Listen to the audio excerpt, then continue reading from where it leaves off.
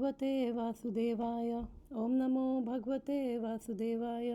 नारायणं नमस्कृत्य नरं चैव नरोत्तमं देवीं सरस्वतीं व्यासं ततो जयमुदीरयत्।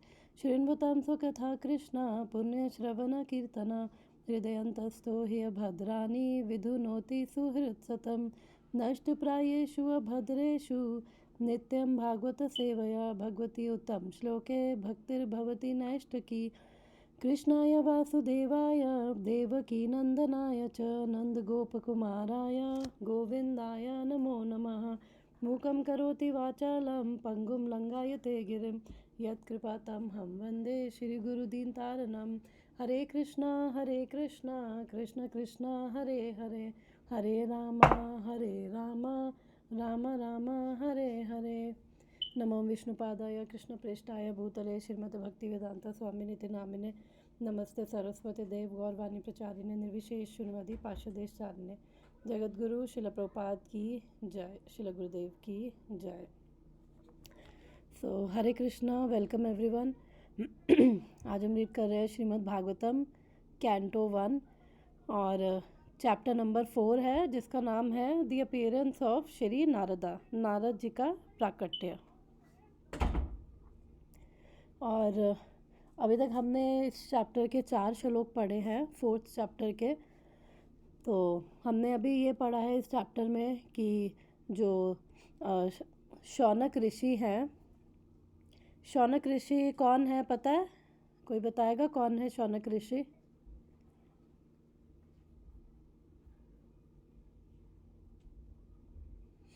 याद है किसी को या भूल गए?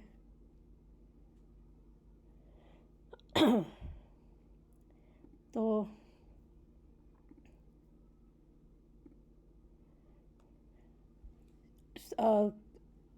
श्रीमद् भागवतम जो है वो शिला व्यास देव जी ने उसका संकलन किया, कंपाइल किया है।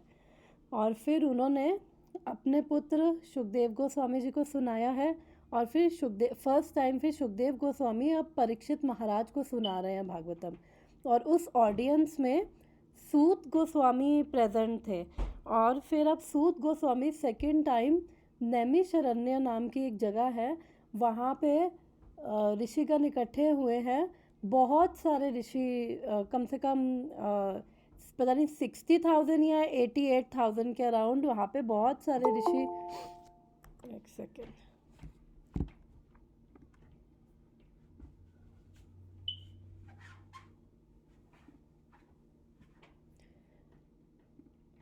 हरे कृष्ण माता जी। तो वहाँ पे बहुत सारे ऋषि इकट्ठे हुए हैं। और फिर अब सूत गोस्वामी उन सब ऋषियों को श्रीमद् भागवतम सुना रहे हैं। एंड उन सब के जो लीडर है उनका नाम है शौनक ऋषि।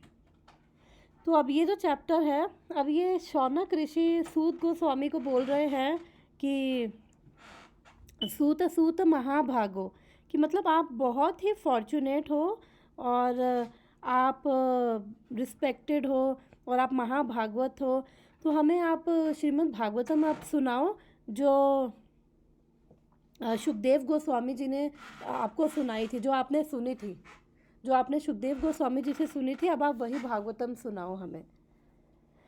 फिर अब उनका एक क्वेश्चन और आ रहा है। अब वो अभी तो क्या है कि फर्स्ट चैप्टर में हमने पढ़ा था कि जो ये नैमिषारण्य में ऋषिगण इकट्ठे हुए, उन्होंने 6 क्वेश्चंस पूछे थे। तो अब उनका आंसर फर्स्ट 3 चैप्टर्स में दे दिया गया था। एंड देन अब यहाँ पे वो शौनक जो ऋषि हैं उन सब के लीडर हैं, तो हम क्या बोल देते हैं उनको, शौनक आदि ऋषि, शौनक एक्सेट्रा, क्योंकि वो रिप्रेजेंट कर रहे हैं सबको। जितने भी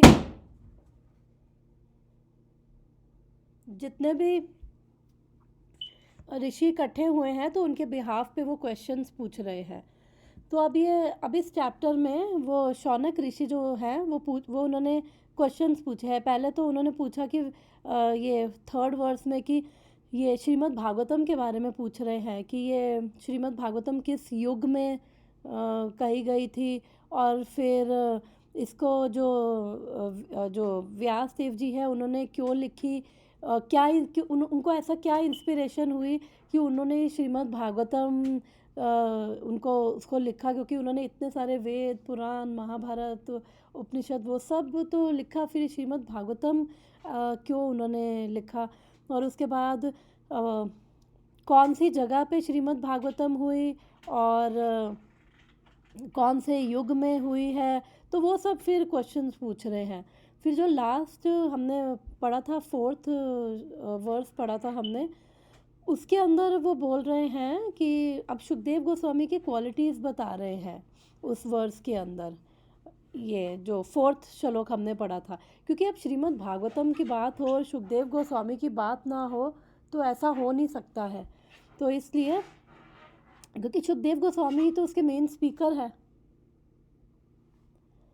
तो अब वो पूछ रहे हैं कि अब वो बोल रहे हैं कि जो सुखदेव गोस्वामी हैं, जो व्यास देव जी के पुत्र है, वो क्या है, महायोगी। उनकी 4-5 क्वालिटीज़ बताई है। महायोगी है यानी कि बहुत बड़े परम भक्त हैं, और समादृन है यानी कि वो इक्विबैलेंस्ड है, निर्विकल्पा है, कि उनका जो माइंड है वो फिक्स है, और एकांत मतिर यानी कि माइंड फिक्स है, और उसके बाद वो उनिद्रो यानी कि सारी इग्नोरेंस से वो दूर हैं, और वो कैसे बिहेव कर रहे हैं, गूढ़ो मूढ़ा इवेयते, मतलब वो इतने वो सेल्फ रियलाइज सोल है, लेकिन उसके बाद भी वो कैसे आ रहे हैं कि गूढ़ो यानी कि वो अभी तक उन्होंने अपने आप को एक्सपोज नहीं किया है, और कैसे मूर्ख और स्टूपिड की तरह वो ऐसे उनको देखने में ऐसा लग रहा है, बट एक्चुअली में वो ऐसे हैं नहीं।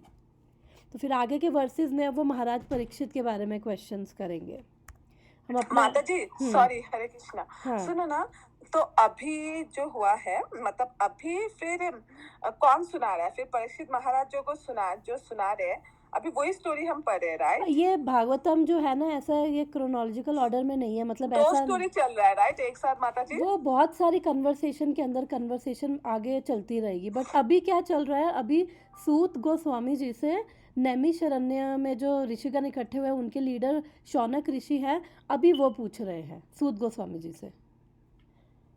तो भागवतम ओके, ठीक है जैसे माता मैंने जी। बोला कि ये क्रोनोलॉजिकल ऑर्डर में नहीं है, ऐसा नहीं है कि जैसे हमारी हिस्ट्री किताबें में होता था कि 1971 में ये हुआ, फिर 1975 में ये हुआ, फिर 1978 में ये हुआ, तो वो उस ऑर्डर में नहीं है। इसके अंदर एक अभी आगे फिर जब पढ़ेंगे तो वो आगे और वो मैत्रेय मुनि और विदुर जी के बीच में स्टार्ट हो जाएगी कन्वर्सेशन, फिर ऐसे वो कन्वर्सेशन के बीच में कन्वर्सेशन स्टार्ट हो रही है। बट इसके जो फर्स्ट जो सुनाई है वो सुखदेव गोस्वामी ने परीक्षित महाराज को, फिर अब उन्हीं से सूत गोस्वामी जी से ने सुनकर फिर ये इनको ऋषियों को वो सुना रहे हैं। एक सेकेंड। बट माता जी, जो भी जिसको सुना रहा है, बस सारी, हाँ। सॉरी मैं ना बहुत क्वेश्चन पूछ रहा हूँ, आपको पता ना मुझे क्लियर थोड़ा कम नहीं, होता यस, है। बिल्कुल वेलकम टू आस्क। अगर तो अभी जो सुना तो मुझे समझ में आ गया, बट लिखा जो है वो व्यासदेव ने ही लिखा है, एक जन ने ही यस, लिखा है, राइट माता जी? व्यासदेव जी ने ओके, कंपाइल ठीक है। किया है इसको। ओके, तो आज का वर्ड स्टार्ट करते हैं 1.4.5।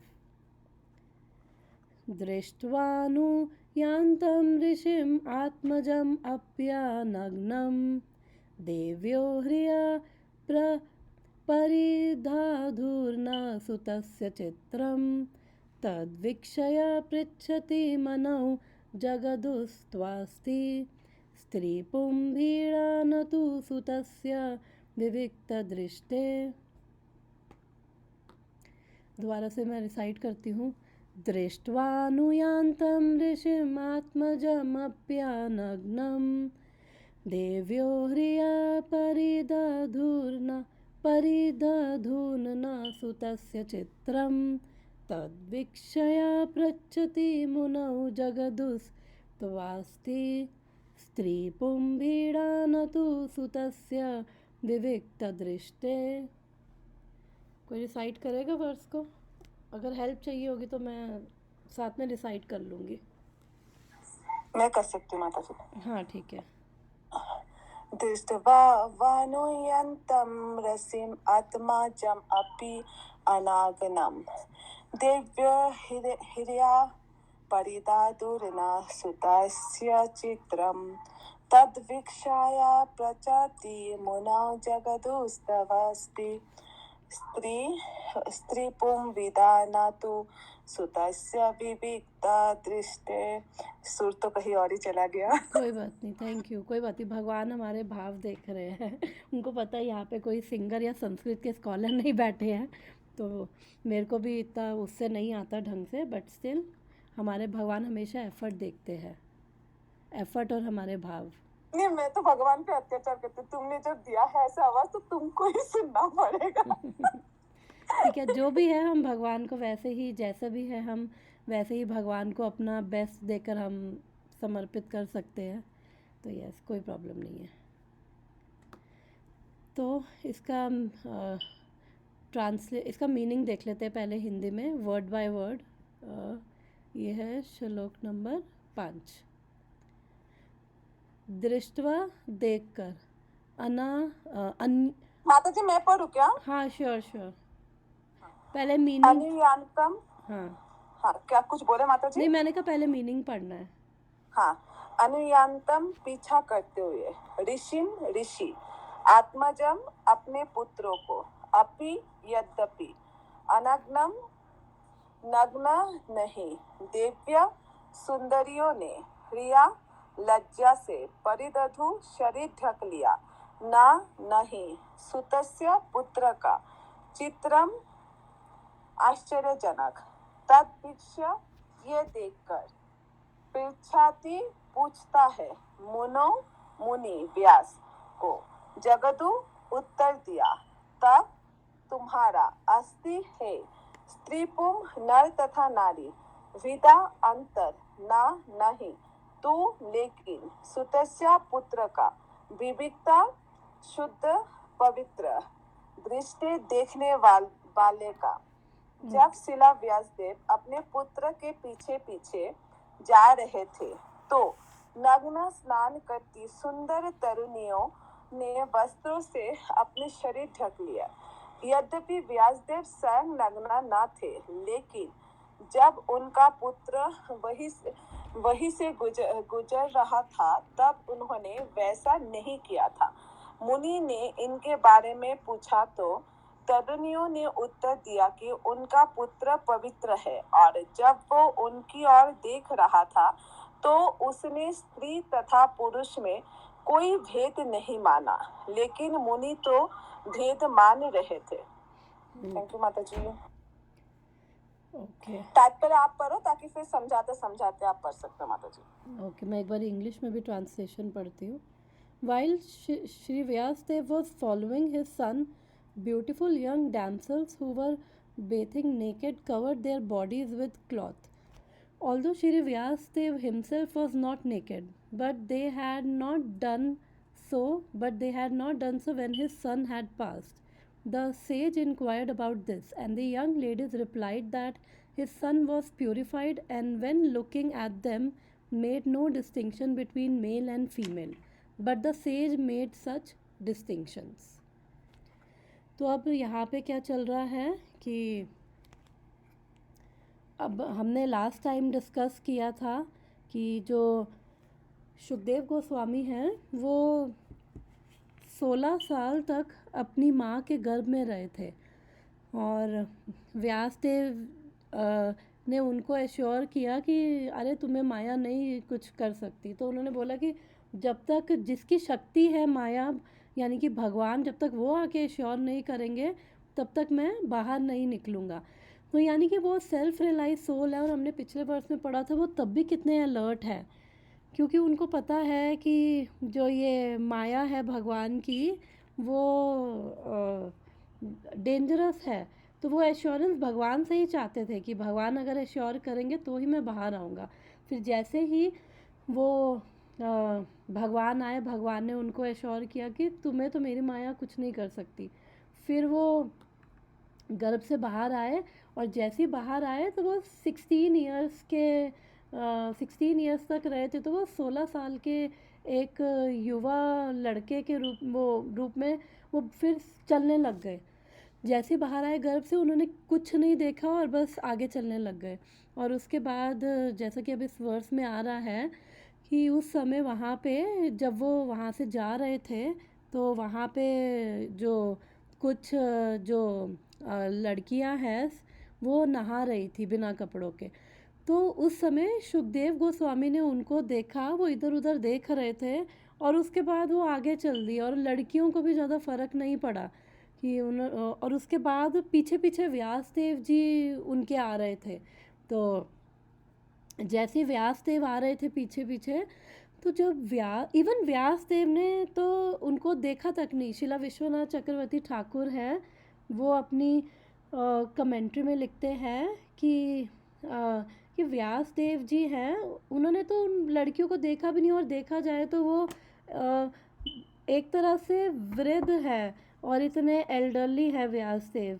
और उनका बेटा जो सुखदेव गोस्वामी जी है वो तो देखा जाए यूथ है और बिना कपड़ों के हैं, वो लड़कियां भी बिना कपड़ों की थी तब भी उन लड़कियों को कोई फ़र्क नहीं पड़ा और वो चल दिया अपना आगे।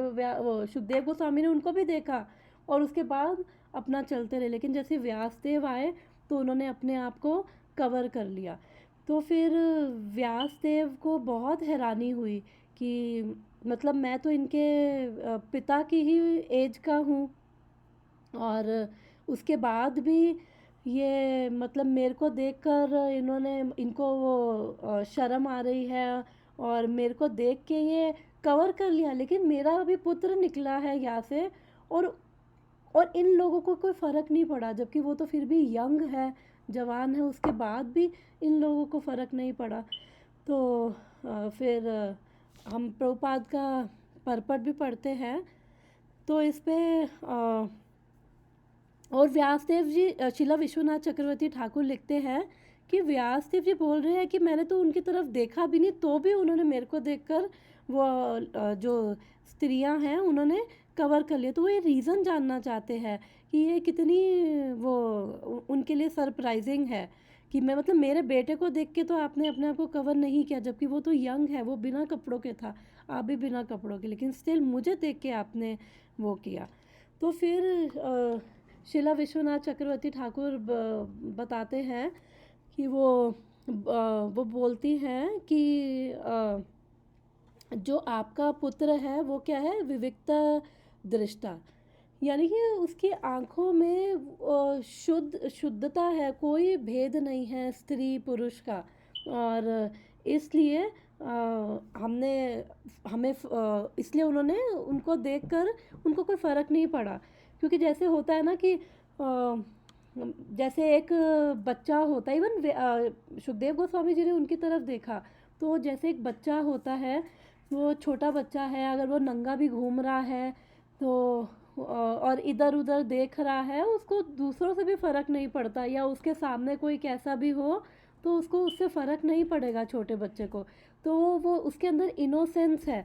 और व्यास देव भी जो सुखदेव गोस्वामी हैं वो इतने रियलाइज्ड है कि प्रभुपाद अभी परपट में बताएंगे कि उन्होंने तो ये कुछ स्त्री पुरुष में भी उन्होंने भेद नहीं किया। तो अभी परपट पढ़ते हैं और उसको डिस्कस करते हैं। तात्पर्य, भगवत गीता 5:18 में कहा गया है कि विद्वान साधु अपनी आध्यात्मिक दृष्टि के कारण किसी विद्वान भद्र ब्राह्मण चंडाल कुत्ता या गाय पर समान दृष्टि रखने वाला होता है। शिला सुखदेव गोस्वामी ने वह अवस्था प्राप्त कर ली थी, अतएव उन्होंने स्त्री या पुरुष में भेद नहीं देखा, उन्होंने तो समस्त जीवों को एक भिन्न वेश में देखा। तो जो ये बोल रहे हैं भगवद गीता 5:18 वर्स, वो है विद्या विना संपन्ने ब्राह्मण गवि हस्तिनी शुनि चैव स्वपाके च पंडिता समदर्शिना। तो उसके अंदर भगवान बोल रहे हैं कि जो पंडित है यानी कि जो मुनि है वो सबको इक्वल विजन से देख पा रहा है, एक समान दृष्टि से, चाहे वो एक ब्राह्मण हो, एक गाय हो, एक हाथी हो, एक कुत्ता हो या फिर एक चंडाल हो, तो वो सबको एक समान दृष्टि से देखने का मतलब है कि मतलब कि वो ये देख पा रहा है कि जो ये आउटर बॉडी है वो केवल कवरिंग है और वो सबको भगवान का ही अंश देख पा रहा है। तो जब वो ऐसी एक समान दृष्टि से देख पा रहा है तो फिर उसको वो इन चीज़ों से कि क्या स्त्री क्या पुरुष और क्या राग क्या द्वेष, मतलब क्या अटैचमेंट क्या अवर्जन, फिर वो इन सब चीज़ों से तो परे ही है। और हमने वैसे भी सुखदेव गोस्वामी जी के बारे में पढ़ा था लास्ट वर्स में, उन निद्रो एकांत मतिर, कि उनकी मत वो भगवान में इतने अब्जॉर्ब है, उनकी मति भगवान में लगी हुई है, वो ये सारी इग्नोरेंस से वो परे है, अविद्या से परे है।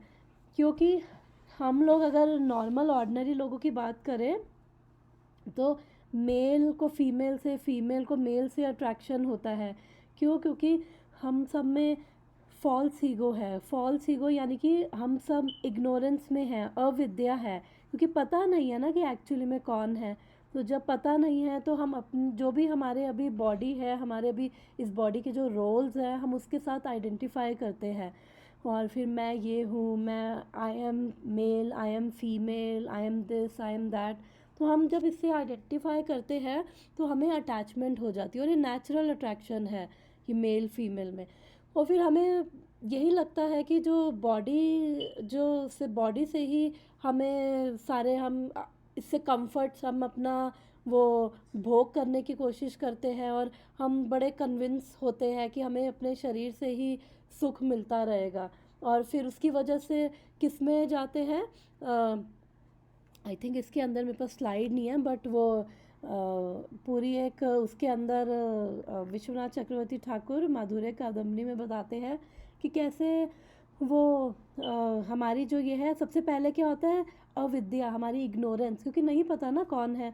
फिर उसकी वजह से होता है अस्मिता, कि हम आइडेंटिफाई करने लग जाते हैं, yes I am this, I am that, I am a man, I am a women, I am a wife, I am a husband, I am a director, I am intelligent, I am superior, I am inferior. तो हम ये सब हमारी designations जो भी है, उपाधियाँ हैं, हम उनसे अटैच हो जाते हैं। फिर उसके बाद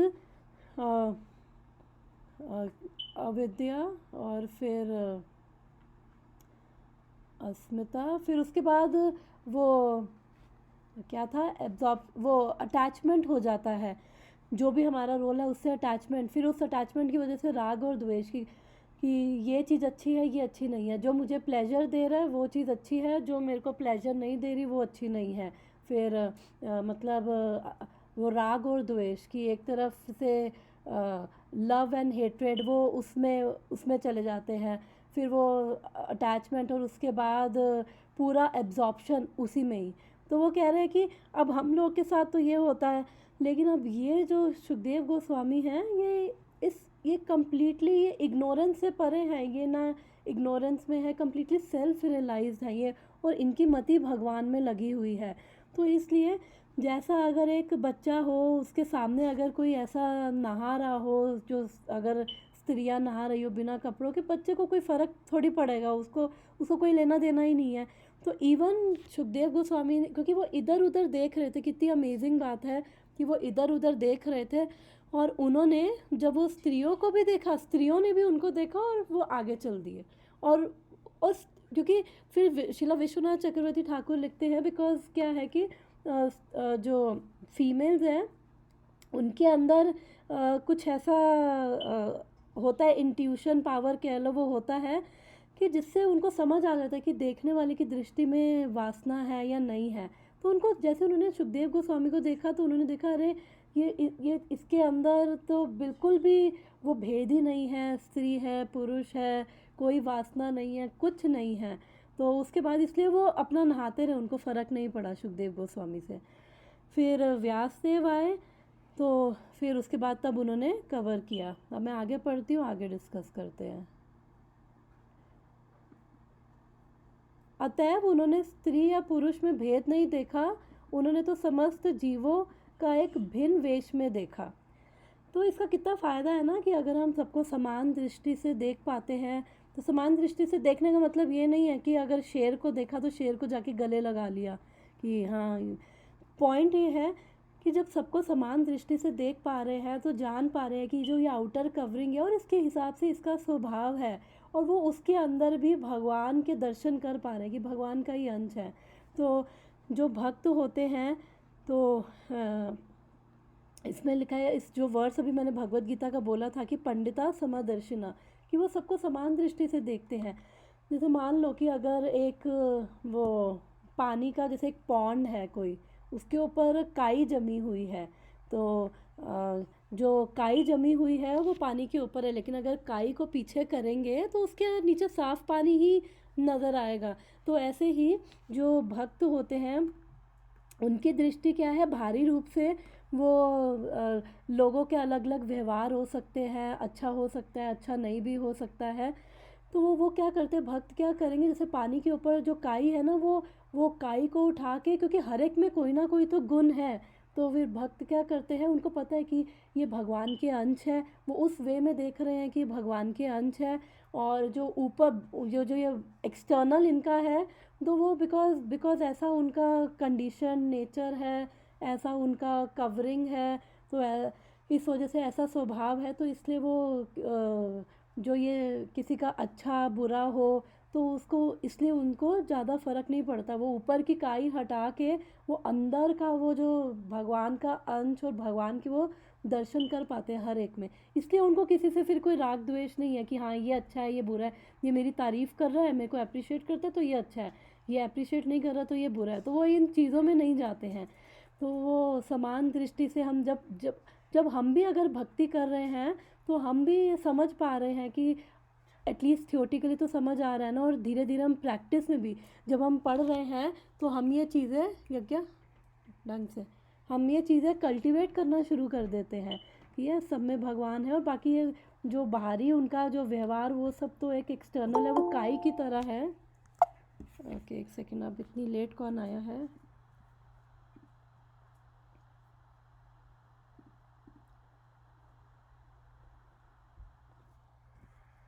हरे कृष्णा पूजा। तो हम भागवतम का 5th वर्स पढ़ रहे हैं, first canto 4th chapter 5th verse. तो हम समान दृष्टि की बात कर रहे थे, तो भक्त क्या है, वो काई हटा देंगे तो नीचे तो वही है ना, नीचे तो सब में भगवान का ही अंश है ना, तो इसलिए वो एक्सटर्नली उतना उनको अफेक्ट नहीं करता है। तो अगर हम भी ऐसा कल्टीवेट करें तो हम लोग भी जो हैं ये इन चीज़ों में राग द्वेष इन चीज़ों में नहीं जाएंगे, और सबको भगवान का अंश देख पाएंगे, सबको केवल इंस्ट्रूमेंट देख पाएंगे। कि अगर कोई किसी का व्यवहार ठीक भी नहीं है तो हम वो अपना थोड़ा डिस्टेंस करके हम देख पाएंगे कि हम उससे वो नफ़रत या उसके अंदर नहीं जाएंगे कि अरे ये ऐसा है ये वैसा है, और हम समझ पाएंगे कि ये वो जो जो उसके जो भी गुण है एटलीस्ट हम अवगुण को हम इग्नोर कर पाएंगे और उनके गुणों को देख पाएंगे। देन नेक्स्ट, स्नान करती स्त्रियां पुरुष के मन को उसकी चेष्टाओं से जान गई। जिस प्रकार शिशु को देखकर कोई भी जान लेता है वह कितना निर्दोष है। तो मतलब वो जो स्त्रियां थी वो जो नहा रही थी, तो उन्होंने जब सुखदेव गोस्वामी को देखा, तो अभी मैंने ये बच्चे का एग्जाम्पल दिया, तो वो समझ गई थी कि उनकी आंखें देखकर वो समझ गई थी। सुखदेव गोस्वामी 16 वर्ष के तरुण थे, अतएव उनके शरीर के सभी अंगों का विकास हो चुका था, वह नग्न भी थे और उन्हीं की तरह स्त्रियां भी थी। लेकिन चूंकि सुखदेव गोस्वामी काम व्यापार से परे थे, अतएव वह निर्दोष प्रतीत हो पा रहे थे। तो और ये सब है, जो ये हमारा जो मैं भी बता रही थी कि कैसे अविद्या के कारण फॉल्स ईगो, फिर हमें अटैचमेंट्स और वो सब होता है, तो उसके बाद ये सब आउट ऑफ इग्नोरेंस हो रहा है। और लेकिन सुखदेव गोस्वामी वो क्या कह रहे हैं कि वो इन सब काम वासनाओं से परे थे, बिकॉज अंदर एक्चुअली में इसका रूट कॉज क्या है कि हमारे अंदर काम वासना है, और काम वासना केवल मैन वुमेन अट्रैक्शन नहीं है, वो एक ग्रॉस फॉर्म में यस वो अट्रैक्शन भी है, और सटल फॉर्म में काम लस्ट क्या होती है, इंजॉय करने की टेंडेंसी। जो भी चीज़ देखी, चाहे कोई स्त्री देखा पुरुष देखा कि अब इसके साथ कैसे इंजॉय करें, या फिर कोई भी चीज़ देखी तो हर चीज़ को ये मेरे इंजॉयमेंट के लिए वो आता है, और वो टेंडेंसी भी एक्चुअली हमारी काम वासना है कि जो चीज़ भी हमने देखी।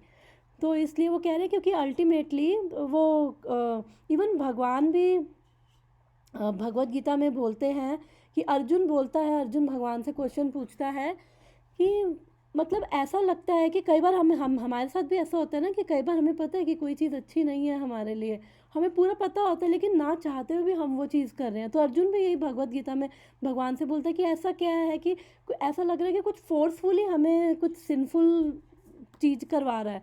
तो फिर भगवान बोलते हैं कि उसके अंदर श्री भगवान उवाच कामेश क्रोधेश रजोगुण समुद्भवः महाशनो महापाप्मा विद्याएनम ही वैरिनाम। अंदर चली जा, ठीक है, वहाँ पे जाके प्ले कर ले। तो भगवान वहाँ पे बोलते हैं, अर्जुन को बोल रहे हैं कि Arjun it is lust only. और ये काम कैसे पैदा हो रहा है? Mode of passion and mode of passion से, पैशन यानी कि रजोगुण से।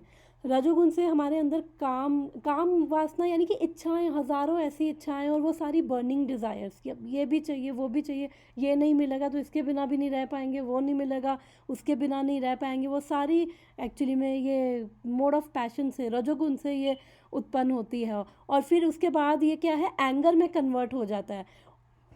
और ये जो लस्ट है वो वेरी नाम, वो कह रहे हैं कि बहुत डेंजरस हमारा एनिमी है, भगवान अर्जुन को बोलते हैं। फिर भागवतम में अब भगवान इसका वो सॉल्यूशन बताते हैं कि तदा रजस्तमा भावा कामा लोभादयश्च ये चेतायतेर अनाविधम स्थितम सत्वे प्रसीदति। भगवान फिर भागवत में बोलते हैं कि जैसे ही कोई मेरी भक्ति में लगता है और तो ये जो रजोगुण और ये तमोगुण जिसकी वजह से ये लस्ट, डिज़ायर्स, हैंकरिंग्स ये सब है, वो भगवान कह रहे हैं वो हृदय से डिसअपियर हो जाती हैं। और फिर जो भक्त है वो कम्प्लीटली गुडनेस में यानी कि मोड ऑफ गुडनेस में आ जाता है। और जब हम मोड ऑफ गुडनेस में होते हैं ना, तो हम सात्विक होते हैं ना, तो उस समय हमारा मन भी शांत होता है, हमारा स्टैंडर्ड ऑफ लिविंग भी ठीक होता है, हम सेटिस्फाइड भी होते हैं। तो इसलिए एटलीस्ट मोड ऑफ गुडनेस में तो आना है। और भगवान की भक्ति करने से तो हम शुद्ध सतोगुण में चले जाते हैं, जो ये सतोगुण से भी ऊपर है। बिकॉज सतोगुण के अंदर भी तमोगुण और रजोगुण मिश्रित हैं इस भौतिक संसार में, लेकिन शुद्ध सतोगुण होता है वो इस सतोगुण से भी ऊपर है, वो हमें फ्री कर देता है। तो फिर हम ये सब पढ़ चुके हैं एक्चुअली। मैं आगे पढ़ती हूँ। स्त्रियां अपने, हाँ ये हमने पढ़ लिया था। स्त्रियां अपने विशिष्ट गुणों से तुरंत जान गई, अतएव उन्होंने सुखदेव जी के आने की खास परवाह नहीं की। लेकिन जब उनके पिता उधर से गुजर रहे थे तो स्त्रियों ने तुरंत वस्त्र ओढ़ लिए। ये स्त्रियां उनकी पुत्रियां या पौत्रियों जैसे ही थी, फिर भी व्यासदेव जी के आने पर उन्होंने सामाजिक रिवाज के अनुसार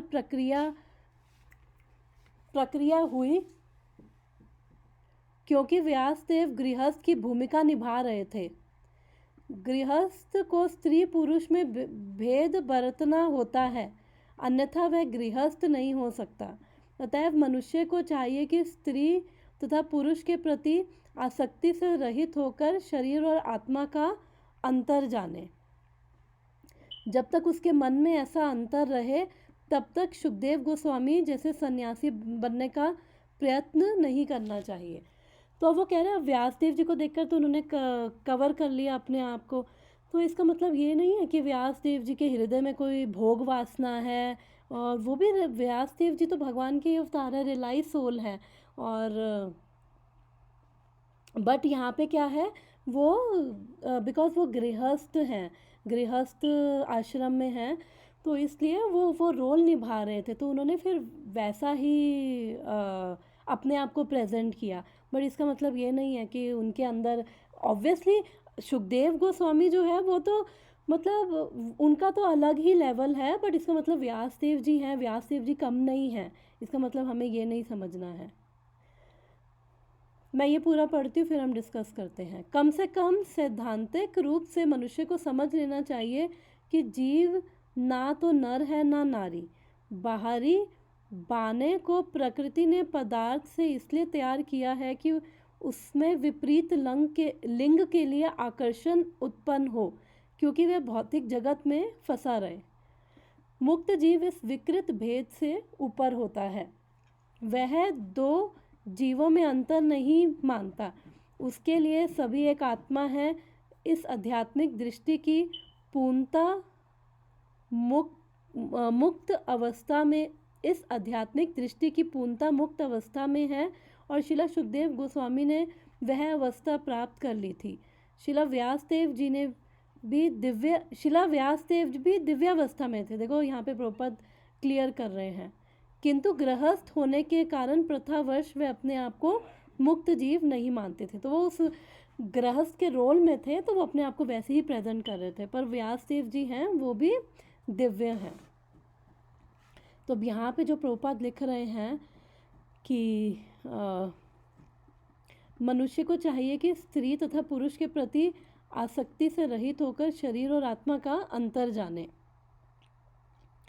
क्योंकि हम भगवत गीता में भी देखें तो हमने सेकंड चैप्टर में भी पढ़ा था और समझा था कि एक्चुअली में हम सब क्या है, सोल है। और जो ये सोल है ना, उसका वो भगवत गीता में वो भी दे रखा है कि उसका कितना मेजरमेंट है। वो अगर जो हमारा बाल है, टिप ऑफ हेयर को अगर हम 10,000 हिस्सों में अगर डिवाइड कर देना, तो जो एक 1/10,000 पार्ट आएगा ना, वो सोल का साइज़ है। और ये सोल जो है हर एक में सेम है, चाहे वो स्त्री हो, पुरुष हो, हाथी हो, चींटी हो, सुअर हो, या फिर एक स्टूल का एक वर्म ही हो। तो वो ये सेम सोल है, बस वो जो बाहर की जो बॉडी है वो डिफरेंट है, उसका आकार, उसका रूप डिफरेंट है, बट जो आत्मा है सब में सेम है। और आत्मा का कोई जेंडर नहीं होता। आत्मा ना तो स्त्री है ना ही पुरुष है। आत्मा सनातन है, अजर है, अमर है।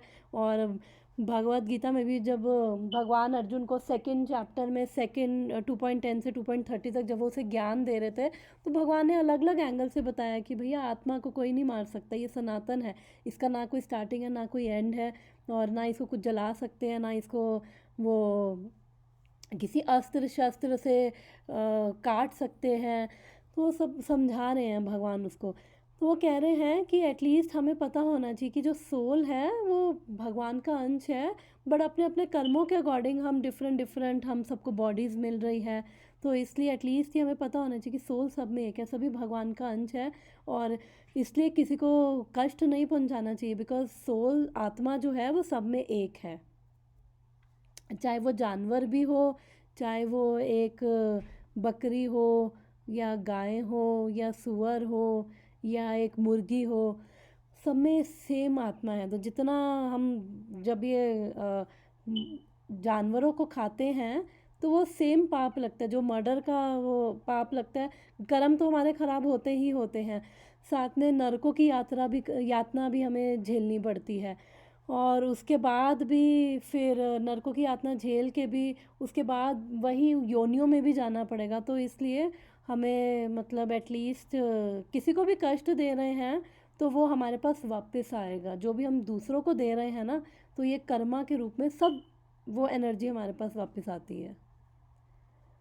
तो इसलिए वो कह रहे हैं कि जब तक एटलीस्ट हमें यही नहीं पता, प्रभुपाद कह रहे हैं, तो फिर ये सन्यासी बनने का क्या, ऐसे फिर आर्टिफिशियली जब तुम्हें यही नहीं पता कि ये डिस्टिंक्शन नहीं कर पा रहे और सबके अंदर अगर वो भगवान को नहीं देख पा रहे, सम दृष्टि नहीं रख पा रहे, और वो फिर राग द्वेष में हो, अच्छे बुरा ड्युअलिटी में हो। क्योंकि ये ड्युअलिटी क्या है, यही एंटैंगलमेंट का कारण है।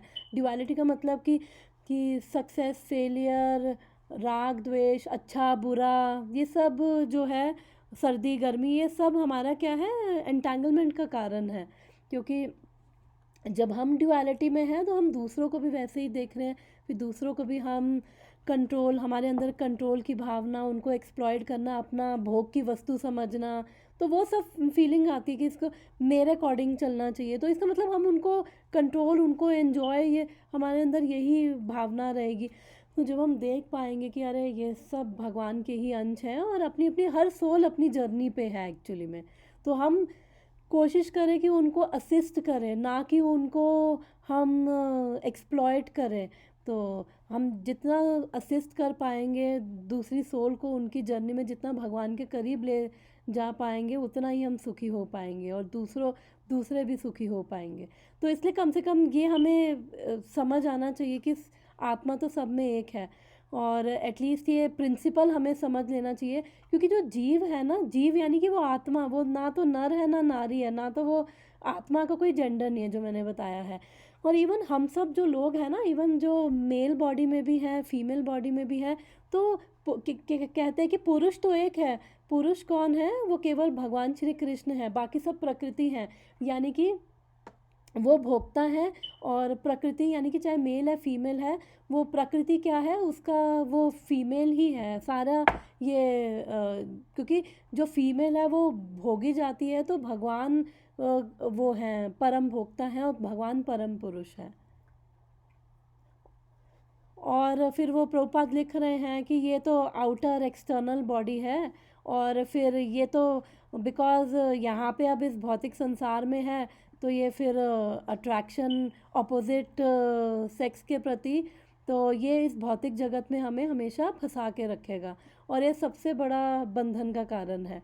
तो वो कह रहे हैं मुक्त जीव जो है वो इस भेद के विकृत भेद के ऊपर उठ चुके हैं। विकृत इसलिए बोल रहे हैं बिकॉज अभी इग्नोरेंस की वजह से हम आइडेंटिफाई कर रहे हैं, और फिर ये काम वासना हमें यहाँ पे फंसा के रख रही है। बिकॉज इसकी वजह से देखा जाए सब कुछ हो रहा है, इसकी वजह से लोग फैमिली बना रहे हैं, घर बना रहे हैं, और गलत काम सिंफुल एक्टिविटीज़ कर रहे हैं कि मुझे इसको दिखाना है, उसको ये करना है। तो वो सारा जो अल्टीमेटली नीचे देखा जाए ना, रूट कॉज क्या है? ये काम वासना ही है जो ये सब कुछ कर रहे हैं एक्चुअली में।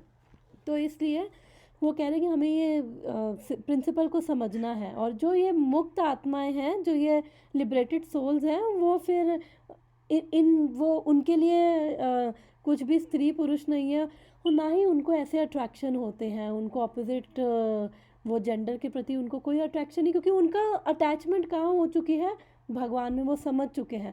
अब जैसे अगर हम दरवाज़ा देखते हैं अपने घर में, लोहे का स्टील का दरवाज़ा, सोफ़ा या टेबल, तो हमें उससे थोड़ी ऐसा वो काम वासना, ऐसे थोड़ी अट्रैक्शन है, क्योंकि हमें ज्ञान है ना कि अरे ये तो केवल जड़ वस्तु हैं, और इनका और हमारा कुछ नहीं है, कोई कनेक्शन ही नहीं है। तो हमें उतना ज्ञान है, इसलिए हमें इनसे थोड़ी अटैचमेंट हो रही है। लेकिन जब वैसे बात आती है, अपनी बात आती है, बिकॉज हम लोग अविद्या में हैं, तो वो ज्ञान हमारा ढका हुआ है, तो इसलिए फिर वो सारा वो आइडेंटिफाई करते हैं फॉल्स ईगो की वजह से अविद्या में है, तो ये सारा फिर क्रम शुरू हो जाता है। तो लेकिन जो सुखदेव गोस्वामी जैसे जो रियलाइज सोल्स हैं, फिर उनकी एक ही अट्रैक्शन है, वो भगवान, और भगवान के अंदर उनकी मति लगी हुई है, भगवान के प्रति अट्रैक्शन है, और भगवान से ही उनको इतना आनंद मिल रहा है। क्योंकि भगवान क्या है? ईश्वरा परमा कृष्णा सच्चिदानंद विग्रह, वो सच्चिदानंद विग्रह हैं, और आनंदमय है, सच्चित आनंद, आनंदमय है। तो जो खुद आनंदमय है वही दूसरों को आनंद दे सकते हैं। अब हम फ्रस्ट्रेटेड होते हैं, कोई हमसे अगर कनेक्ट हो तो वो भी फ्रस्ट्रेट हो जाएगा, कोई गुस्से में है उससे कोई कनेक्ट हो, वो भी उसको वो गुस्से में चला जाएगा, कोई बड़ा पीसफुल है उससे कोई कनेक्ट हो तो वो थोड़ा पीस फील करेगा। तो ऐसे ही भगवान क्या है? आनंद के सागर हैं। तो अगर रियल आनंद हमें चाहिए तो भगवान से ही हमें कनेक्ट होना पड़ेगा, वही हमारा हार्ट का वैक्यूम भर सकते हैं। उसके अलावा क्योंकि जो भी आध्यात्मिक जगत में जो भी रिलेशनशिप्स है ना, वही यहाँ ये स्पिरिचुअल वही हमारे भौतिक जगत में है, लेकिन वो क्या है? विकृत रूप में है। जैसे आध्यात्मिक जगत में क्या है? प्रेम है, शुद्ध प्रेम है। तो वही जो वहाँ पे है वो यहाँ पे विकृत रूप ले लेता है, परवर्टेड रिफ्लेक्शन है। तो वो यहाँ पे आके प्रेम क्या बन जाएगा? काम वासना बन जाती है। तो इसलिए वहाँ पे जो सब कुछ है वो यहाँ पे है, लेकिन क्या है? सब विकृत रूप में है। तो इसलिए जब हम भगवान से कनेक्ट होते हैं तो एक्चुअल में हम सेटिस्फाई हो पाते हैं। और हमने पढ़ा था ना, ये ना आत्मा सुप्रसिद्धति, जब हम वो भगवान की भक्ति में लगते हैं तो उससे हमें अपने आप जो हमारा अंदर का वैक्यूम है ना, हमारे अंदर एक वैक्यूम है, तो इसलिए हम दूसरों को देख रहे हैं कि yes please love me, please satisfy my needs, हम इनविजिबली हम लोगों को ऐसे दरवाजे खटखटा के हम यही बोल रहे हैं कि please love me, please satisfy my needs, और मेरे मेरे हिसाब से चलो, प्लीज़ वैलिडेट मी, मुझे एक्नॉलेज करो, मुझे प्लीज़ प्रेज मी, क्योंकि अंदर वो वैक्यूम है ना, तो वो दूसरों से फिर हम वो वैक्यूम भरने की कोशिश कर रहे हैं। बट दूसरे भी तो हमारी तरह ही है ना, उनके अंदर भी तो वैक्यूम है ना, तो वो कैसे हमारा वैक्यूम कैसे भर देंगे, हमारा खालीपन वो कैसे भरेंगे? तो कोई हमारा खालीपन नहीं भर सकता है केवल भगवान के सिवा, क्योंकि भगवान पूर्ण है, वो पूर्ण है, जो पूर्ण है वही, उससे जुड़कर ही तो हम पूर्णता फील करेंगे। जो आनंदमय है, जिसके पास प्रेम है, उसी से प्रेम लेकर ही हम प्रेम फील कर पाएंगे। तो इसलिए अगर हम सबको, जो भी हमारा परिवार है, हमारे जो भी ड्यूटीज़ हैं, अगर हम सबको भगवान से जोड़ें, भगवान की सेवा समझ के करें, तो उससे भी हम लोग जो हैं हर एक के अंदर हर सिचुएशन में उस वो हम अपनी ड्यूटीज़ ढंग से कर पाएंगे, एज अ सेवा कर पाएंगे, और भगवान को अर्पित करते हुए, तो उससे भी हमारे अंदर भगवान की कृपा से हम लोग सेटिस्फाई फील कर पाएंगे। वो वैक्यूम भगवान की कृपा से ही हमारा भर पाएगा। मुझे लगा था आज 2-3 हो जाएंगे, बट आई थिंक टाइम हो गया है। तो किसी का कुछ क्वेश्चन है? लास्ट 14 मिनट्स हैं, और नेक्स्ट वर्स जो है,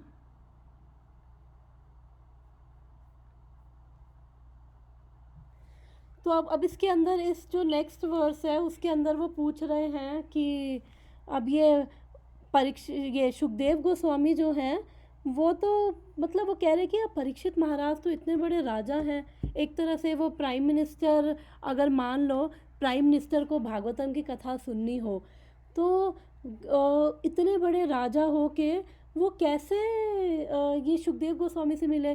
क्योंकि यहाँ पे लिखा है कि सुखदेव गोस्वामी जो है वो हस्तिनापुर में एंटर हुए थे, हस्तिनापुर जो अब दिल्ली है। तो क्या अगर अगर हम अब वैसे देखें, इमेजिन करें, तो ऐसे दिल्ली में कितने इंडिया वाली दिल्ली में कितने लोग घूम रहे होते हैं, तो उसमें से अगर हमें कोई ऐसे लगे कि अरे ये तो पागल है और बेवकूफ़ है, तो हमें कैसे समझ आएगा कि ये भागवतम बोल सकता है? इवन अगर हम क्या कहते हैं, अगर हम देखें कोई धोती कुर्ता तिलक वाला है, फिर भी हम वो थोड़ा मान सकते हैं कि हाँ, इसको ज़रूर भगवान के बारे में पता होगा। और वो भी गारंटी नहीं है कि हर धोती कुर्ते तिलक वाले को भागवतम के बारे में पता हो, बट एटलीस्ट उनको देख के एटलीस्ट ये फीलिंग आती है कि हाँ, भगवान से जुड़े हैं, आध्यात्मिक है, कुछ ना कुछ। बट अब सुखदेव गोस्वामी तो एकदम बाहर से वो एकदम मूर्ख और बिल्कुल पागलों की तरह वो ऐसे इग्नोरेंट की तरह बिहेव कर रहे हैं। और इवन जब वो एंटर कर रहे थे, तो बच्चे और स्त्रियां उनके पीछे वो उनका मजाक कर रहे थे, उनको टॉन्ट मार रहे थे, जा रहे थे, और ये सुखदेव गोस्वामी को कोई फ़र्क नहीं पड़ रहा था। तो ये अब इस वर्स में बताएंगे, वैसे तो छोटा सा वर्स है। अगर किसी का कोई डिस्कशन या कुछ क्वेश्चन है किसी का, अभी जो हमने पढ़ा है?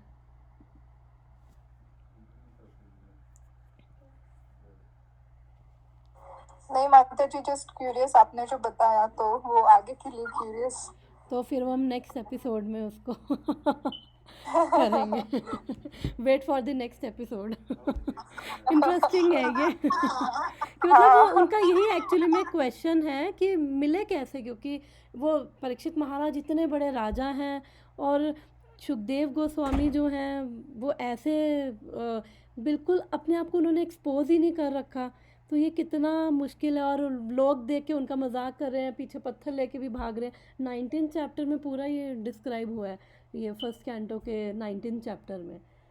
तो इसको हम नेक्स्ट टाइम फिर डिस्कशन करेंगे, और 1-2 और श्लोक इसके साथ ले लेंगे। श्योर माता जी। तो अगर किसी का कुछ और नहीं है, कुछ भी अगर जनरल डिस्कशन जो भी हमने किया है, तो ठीक है, फिर हम कल मिलते हैं, नेक्स्ट वीक मिलते हैं। मतलब ग्रंथराज श्रीमद् भागवतम की जय। तो thank you so much everyone for joining. Thank you माता जी। हरे कृष्णा। हरे थैंक यू माता कृष्णा। जी।